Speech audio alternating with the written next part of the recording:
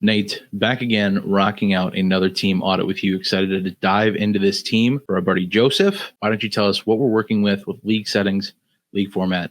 What are we working with today? We have a 10-team league, and with those 10 teams, we have 20 roster size, 3 taxi slots, 3 IR slots. Start 8, so we have 1 quarterback league, so it's 1 quarterback, it's 2 running backs, it's 2 wide receivers, 2 flexes, a tight end, and we do have a defense and kicker in this league as well. There's no tight end premium. It's just half-point PPR league. August 23rd is the rookie draft, so right before the season starts. And last year for this team, Bob, 4-10, last place.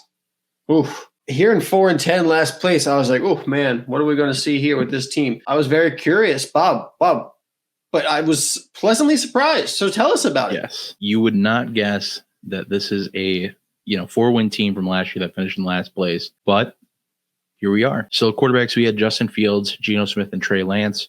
Running backs, we had Isaiah Pacheco, Travis Etienne, Rashad White, AJ Dillon, Khalil Herbert, and Damian Pierce. Wide receivers, we have T. Higgins, Michael Pittman Jr., DJ Moore, Cortland Sutton, Darnell Mooney, Jahan Dotson, and Jamison Williams. Rocking out the tight end position, we got Dallas Goedert, Greg Dulcich, and your favorite, Cole Kmet. Looking at draft capital, we have the 101, the 110, the 207, the 301, and the 401 in 2023. 2024, we have 2 first-round picks, 2 second-round picks, a third and fourth. 2025, we have all of our standard draft capital so far. Looking at the team, you can kind of see where things went wrong for a lot of these players. Just a lot of these players just kind of had rough patches throughout the entire season. A lot of inconsistency in play with, whether it be a quarterback, the offensive system in place, whatever the case is. Easy to see. Just looking at the team briefly as well, something to note.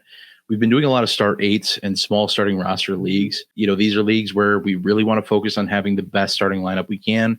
We don't have to be as concerned about depth, especially with a roster size of 20 in a 10-team league. There are a lot of available pieces out on the waiver wire where we can trade up these players that still have some buzz value to their name, like DJ Moore, Michael Pittman, just for a couple examples. Guys that didn't do well, haven't done well, but are still valued in the community that we can kind of piece up and not worry about having as much depth on this team. We were talking about this before the show is, if this team was a start 12 or 11 even, we feel very different about this lineup because it's competitive enough, it's deep enough, and start worthy enough throughout the board, basically. So with all of that in the books, let's talk about some players we're building around on this team that we want to take forward, that we don't want to trade, that we want to build around. Nate, what do you got for your core players? Yeah, my core players here, Travis Etienne. I think he's a great running back that we want to hold on to. The young running backs we've seen, coming up on a change of the running back landscape where we have a lot of veterans that, they're coming towards the ends of their careers, whether I'm not saying it's necessarily this season, but, the twilight of their career is starting because we know running backs don't last nearly as long as some of the other positions. There's going to be a lot of opportunity for young running backs, and Travis Etienne is one of those guys. So I love having him as one of my core players. At wide receiver, T. Higgins and Jahan Dotson, 2 wide receivers I love. They're young. They're talented. I think even though they're wide receiver 2s on their teams, they are rising above that and almost being a wide receiver 1B. I think Dotson will really prove that this year with Terry McLaurin, and Higgins has already proven that with Jamar Chase. They can go back and forth. At tight end position, I do really like Dallas Goedert. I think he is a top 5 tight end. And when you have the advantage of tight end, unless something just falls into your lap where you get a great opportunity to buy Mark Andrews, having a guy like Goddard gives you that week in, week out advantage of the tight end position, even in a start 8 in a 10-team league, and I want to have that advantage at that position. Like all those picks, Travis Etienne you touched on, and I think something with that player right now, a running back whose situation is not so up in the air right now is just that much more valuable. A guy who was just drafted in the first round a couple years ago is just kind of starting to hit his stride. I think last season had some ups and downs, but still a decent season overall. A guy whose situation, even if they draft somebody, probably not going to be the end of the world. Some guy who can eat up some short yardage in between the tackle work, while Etienne still rocks out big plays and, receptions and things like that. I also have Justin Fields on this team. It is a 1 quarterback, so the quarterbacks do lose some luster where you don't necessarily have to keep these guys, especially Fields is somebody I think you could pretty easily tier up to a Josh Allen, a Patrick Mahomes if you wanted. It wouldn't take the world to move that mountain, basically. You could do it, especially after the draft when, Justin Fields isn't terrible anymore and he's still on the Bears. If he's still on the Bears, I should say. I don't want to say that with too much confidence. I don't want to jinx anything. Who knows? When Justin Fields is solidified and wherever he's going to be and hopefully he has some more weapons, I think that's a pretty easy move you can make if you want. I'm pretty okay with having Fields where I do, especially with the other quarterbacks I have. Also have T. Higgins. As much as I, hammered on his value or where he was being valued last season, always able to respect that he's a good wide receiver and a good piece to have. I don't like him being my wide receiver 1 on my team, but I do like him on my team, especially in a format like this where he can be my wide receiver 2. And, because he is going to have those somewhat inconsistent weeks where he'll finish as a wide receiver 1 and then he just won't, which is fine. You can kind of eat that a little more if he's your flex or your wide receiver 2 or 3, depending on how many you have to start. Then I also have Jahan Dotson as well. Player, I think, while people are starting to come around on him, I think we're still, for the most part, as a community, a little low on him. I think most people have him as a back end or, wide receiver 30-ish range. I'm putting him a lot closer to the mid wide receiver 2 range is where I feel a lot better about him. I just feel like he's one of those players that's just, ready to rock and roll next year, especially if they have somewhat of a semblance of a quarterback situation figured out. I think he's going to be ready to pop next year. So with all that in the books, all the core players, pieces we're building around, and why specifically going forward in this rebuild, let's talk team needs, team trajectory, all that fun stuff. Nate, what do you have for these things? What does this team need? Where's this team headed? How do we get to a championship someday? And how soon can we get there? Yeah, this honestly is one of the best last place teams I've ever seen. Like you said, like we can see how it worked out to be 4-10. It got really unlucky because this team is rather talented. Obviously we've talked about we need more studs though. I think we can compete in 2023, but we need more studs at the top of our lineup to make sure that we're staying competitive week in and week out. And I love the depth of this team, but with it being a 10-team league, with it being a start 8, those studs, that tier of, going from the studs to the mid players at each position, that gap is just widened a bit more when you have those smaller rosters. We have to make sure we get more studs in this team, across the board, really. Like I said, I like Dallas Goedert, so I think we already have a stud there.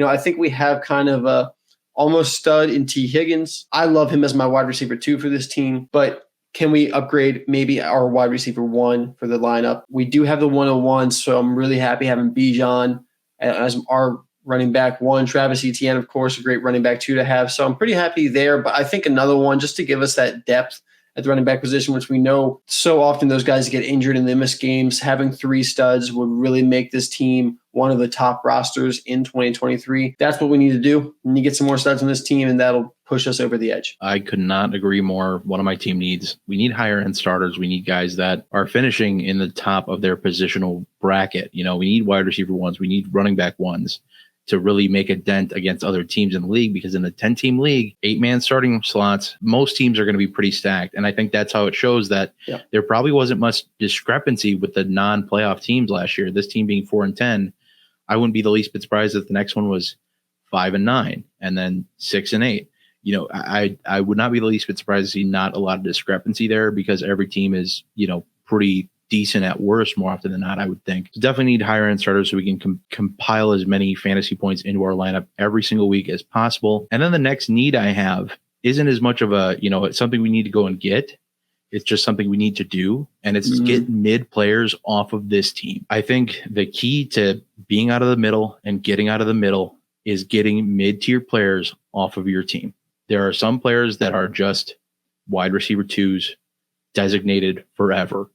And I think when you accept that with the Terry McLaurins of the world, the DJ Moores of the world, when you accept that and then sell them at their wide receiver 1 value, like everybody was touting them as for years before we landed in this position, then you soak up more value on that. And then you actually get to the wide receiver 1s or running back 1s, whatever you want to target with those players.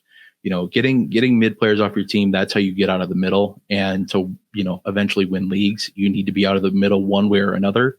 Whether it's you're rebuilding, you don't want to be stuck in the middle.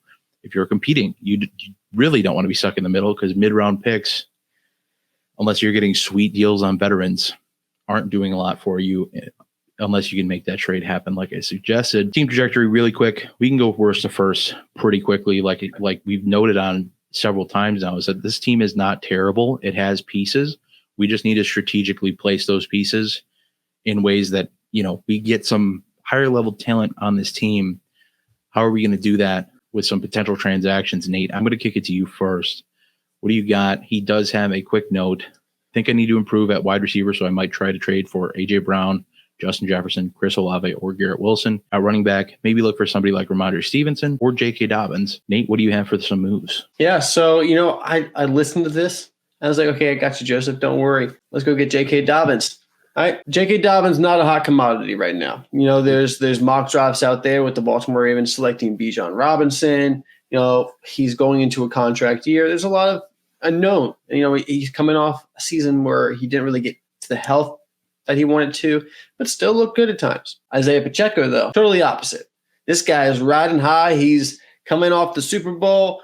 Everything's going his way. People are like, this is the new running back for the Chiefs. And you know what? He might be the running back for the Chiefs, but he's not going to be the running back for the Chiefs. I think Dobbins is the running back for the Ravens. I don't think they're going to be going after any running backs early on. Don't worry. So J.K. Dobbins, I'm going to be trading Pacheco, the 301. I think that move gets it done because the excitement is around Pacheco. There's no excitement around Dobbins. He's a guy that's easier to buy right now, and Pacheco's a guy that's easier to sell. Sometimes just the market and how easy it is to move players is really the time to buy and sell low. Something when everyone's like, hey, this is the time to sell this guy. If you like that guy, that's the time to buy. Yep. Because that's something that people are selling. Use that to your advantage. Use that market to your advantage. So going after Dobbins there. My man wanted Justin Jefferson. I don't know if I can get Justin Jefferson for you. It could take a ridiculous amount to actually get it done. It might take 5 first-round picks if someone really doesn't want to move off of him. See what I can do. About Jameson Williams, Greg Dulcich, the 110, a 207, 24 second-round pick. Look at all that stuff I just threw your way. Make sure you include the trade calculator screenshot in your DM. That way he knows that he's winning this deal. And then just take Justin Jefferson to the bank, call it a day, and celebrate, crack open a nice ice cold drink, and give yourself a pat on the back. If you need to upgrade that second to a 24 second to a 24 first, hey, if you want Justin Jefferson, that's what it's going to take. If you want a bit cheaper option at wide receiver, that's still going to give you top production in 2023. So we make sure we get that stud in our lineup. Maybe they're not the stud young wide receiver like Garrett Wilson, Chris Olave, but I think we can move Sutton, Mooney. We might need to add on a pick, but we can move for one of those veteran wide receivers like Stephon Diggs, Tyreek Hill, Devontae Adams. You might need to, add on a second-round pick to those guys.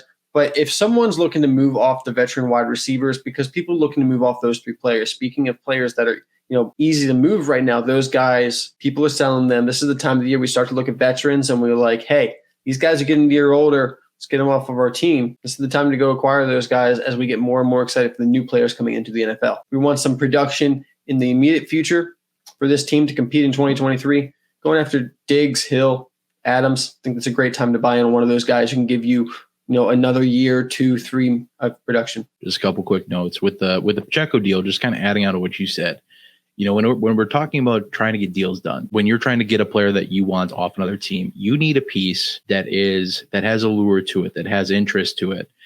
Pacheco, who just had a great rookie season, plus the rookie 301, 2 things that have a lot of allure to them. Yep. And then you have J.K. Dobbins, who nobody seems to want anymore. I think this is a move that I would not be the least bit surprised getting done. The Justin Jefferson deal, I think you need to make that 24 second a first at least. And that might just get the conversation started, unless they love Jameson Williams. And this is going back to that same argument. It's going back to the same argument where right now, Jameson Williams, Greg Dulcich, they're being highly valued. I'm not sure if they're easy to move necessarily, but they're being highly valued. An interesting kind of spot with those guys. It's going to take a lot to get Justin Jefferson.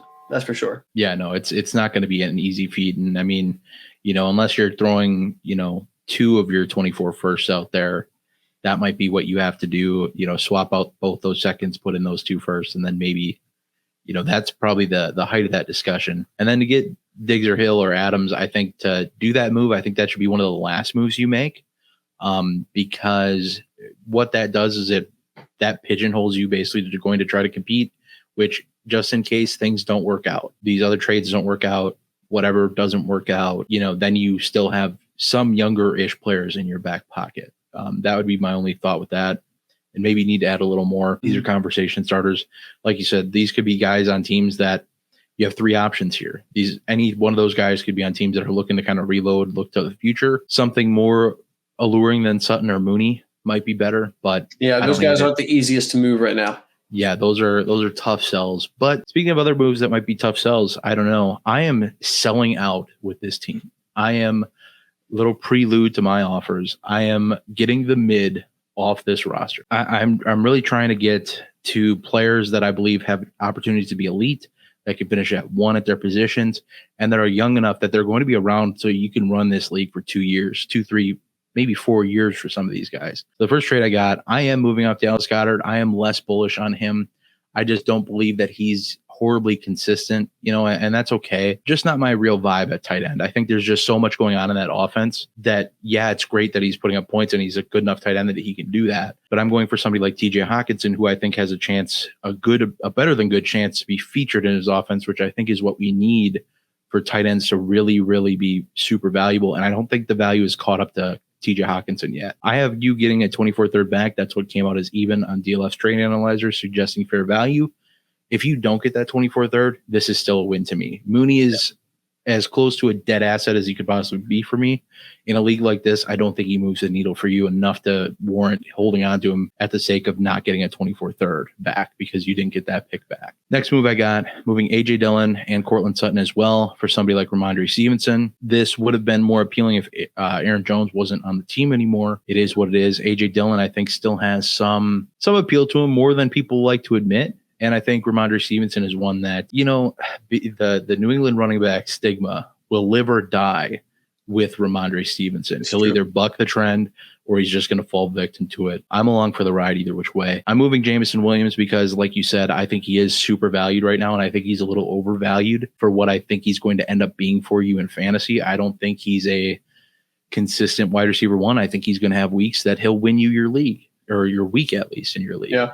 I think there's going to be weeks where he absolutely explodes, and there's going to be weeks where he explodes in a not so good way, putting in a goose egg on your bench because he got one target and didn't catch it and didn't take it for 40 yards to the house. So I have some concerns with that. I just don't see him being, that elite number one wide receiver that you kind of need him to be, or that people are wanting him to be. Moving him plus Khalil Herbert plus the 401 for somebody like Najee Harris. Everybody hates Najee Harris. They forget that he was running back 5 after the bye week last week. That's a pretty easy go get for me. That value all shook out.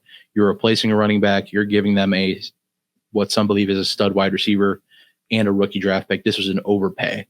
I mean, Jameson Williams was close to fair value in this deal. So I'm more than overpaying on this deal per what DLF suggests as fair value. Next one to go get Chris Olave, moving DJ Moore, moving Isaiah Pacheco, plus that 2-7, that mid-second round pick. I'm going after Chris Olave, my boy, my rookie wide receiver 2 or 3 last year.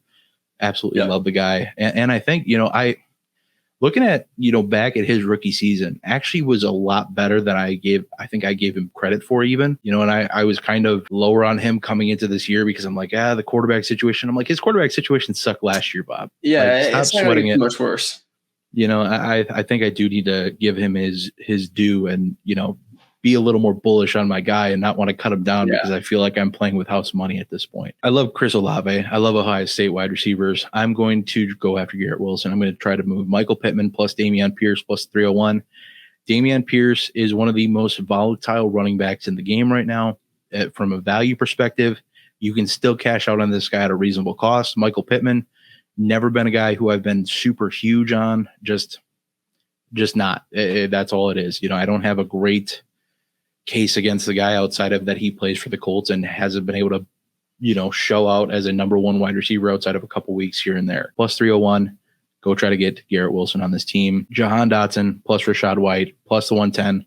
I had Jahan Dotson as a core player. Apparently I lied to myself and everybody watching. I'm going after DK Metcalf and a 24 second. That's what DLF fair value suggests. If I don't get that second, fine. I am very bullish on these deals and just getting the best possible players on your team that you can.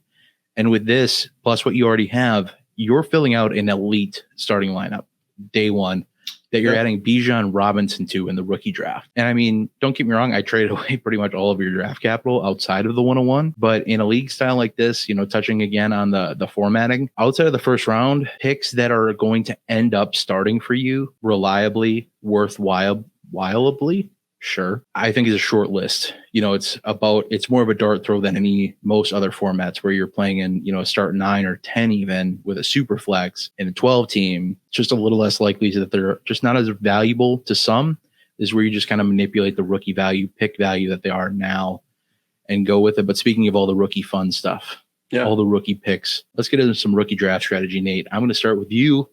Shocker, shocker. What are you doing with this rookie draft and the picks you didn't trade away? Yeah, we're pretty much in the same mindset here. You know, when we need studs, we want the 101 because we get Bijan, we get a stud. But outside of that, I'm not too interested really. I mean, I like drafting rookies, I sure do. But I think the value of those draft picks are better spent on trading for players. And I traded away a lot of our draft capital. You traded away a lot of our draft capital. And here we are. I got the 101 left, and I got Bijan.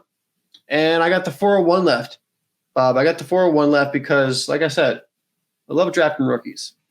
So trade those mid-round picks away. But you know what? Keep that fourth round. Or you know what? Trade the fourth rounder away and get something, but get a fifth back. Get something. Because you got a taxi squad. I mean, I know you're going to get decent rookies on your waivers in this league with only 20 roster size, only 3 on the taxi. There's going to be decent rookies on waivers. But go out there, get a guy that you know you want. For me and for Bob, at the 401, we're looking at Xavier Hutchinson, wide receiver out of Iowa State. You know, he's a really, really good wide receiver. He checks all the boxes for me, except for elite athleticism.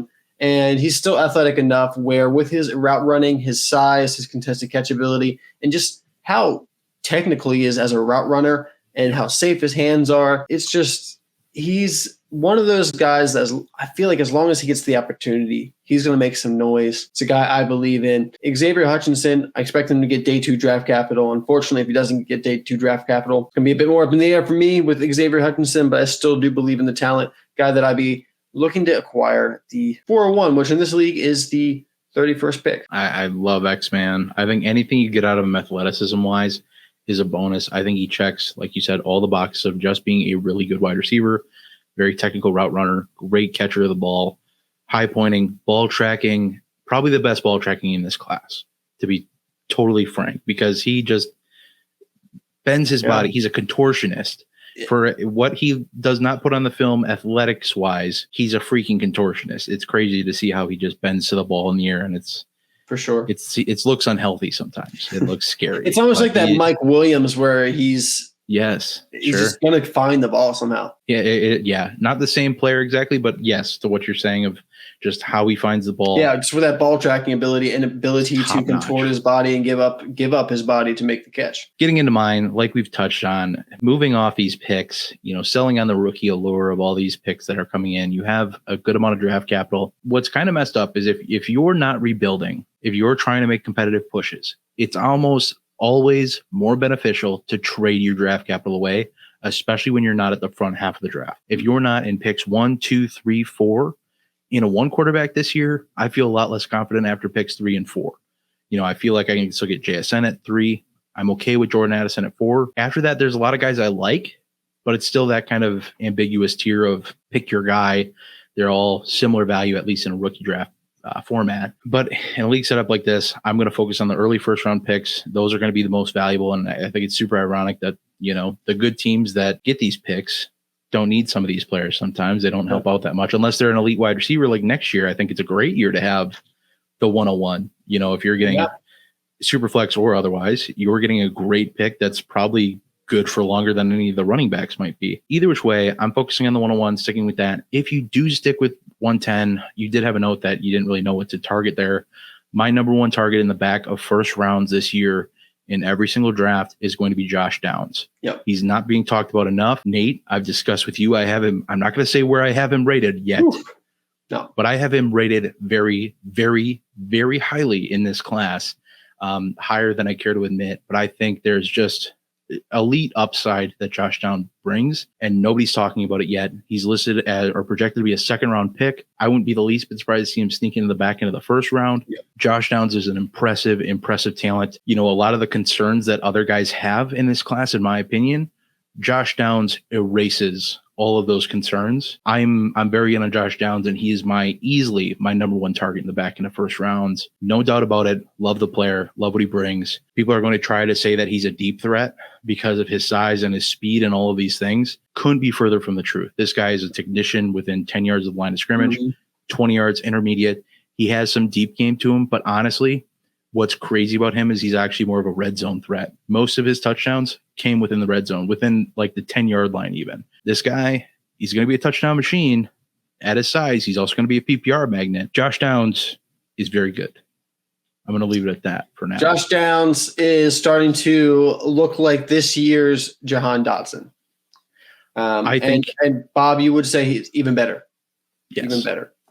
But that's because you weren't as high on Jahan Dotson as I was. So I still liked him for what you still did. And I still like Josh Downs. See, the thing is I like Josh Downs as much as I like Chris Olave last year. So, and I liked him more than Jahan Dotson. So, and I like Jahan Dotson more than Olave. Well, we'll see. We see how that's worked out so far for us. Hey, I don't know. Let's look at a point per game basis. I feel like I might not do as bad. Maybe that's possible. But before we get into that, with the rookie stuff in the books, all the potential trades, Nate, what are your closing thoughts for this team? What are you thinking when it comes to just wrapping this thing up, putting a bow on it? What are your final thoughts for this team for Joseph? Yeah, like we talked about throughout this entire audit, the studs is where it's going to be at with this team. When, there's absolutely nothing wrong with a start 8, 10-team league. I love these kind of leagues because it puts the extra worth on studs. And that's what the NFL is about. So making a fantasy team like that, that's fun. Some people like to play really deep leagues. Some people like to play shallower leagues where we get to focus on just the top players. And, I think it's a mix of both is what you need. As always, variety is the spice of life. But here we got to get the studs. We got to get the studs here. So I like what Bob did to pay up for his players. Be willing to move that draft capital. I'm not going to move the 101. There's really no way I move the 101 around here. And I want to hold on to this 24 first if possible. But I don't. If it looks like my team's going to be competitive, I don't really care to hold on to my own 24 first. If I'm Joseph here. If my other 24 first looks like it could be early, I would want to hold on to that because next year's class does have some projected studs in it. This team looks like it's in the right track. Like Bob said, let's just try to upgrade our starting lineup. That should be our main focus here. And the beauty of, not to highlight my trades more, but to just touch on that, I didn't move any 24 capital, and holding on to that not only gives you leverage in that draft, but say you need to make a move at the trade deadline. Yeah. 24 firsts are going to be very valuable to teams that A, know that draft is going to be very good, B, know they're out of the running and need picks in that draft. And one of these picks is not yours. You can keep that one if you think you're going to run this league like I think you are. You can keep that one, the better one, move your own, and you can fill a spot. You can improve quarterback. You can make another running back improvement. You can make another wide receiver improvement, although I think you're going to be pretty dang set at wide receiver at that point. But, you're pocketing these picks, and then if you don't use them and win the league anyway, now you have ammo to trade up. There's so much value with having multiple picks. We touch on it all the time that having, flexibility in leagues, you have all that because you have all of these, while mid assets, you have good assets that people value. Yeah. And now you just need to manipulate that value a little bit to, extrapolate to get to better places with players on your team. This team's in a great spot. You have a lot of pieces. We just need to get some deals done, get that draft done, get Bijan on this team. I think you are going to run your league this year. You are going to go worst to first, even though I don't think you were that bad to begin with. It's a little cliche to say that you're the worst team in the league because on paper, I don't think you are. Well, that is it for this audit today. I do hope you all enjoyed. Please leave a like if you did. Comment down below your thoughts on the audit itself. What did you think of the video, and what advice would you offer in this Dynasty Rebuild? And what questions do you have regarding Dynasty Rebuilds? If you want to have your team featured in a Dynasty Rebuild video, you can check out patreon.com/Dynasty Rewind, or you can hit up the YouTube description box below for more details. If you are rebuilding, it's very important to have the right strategies in place and avoid very common mistakes. For just that, check out the 2 videos on your screen now. Make sure you have the right strategy in place and avoid those very common mistakes. But hey, that's going to be it for us today. We will see y'all in the next one. But until then, y'all have a good one.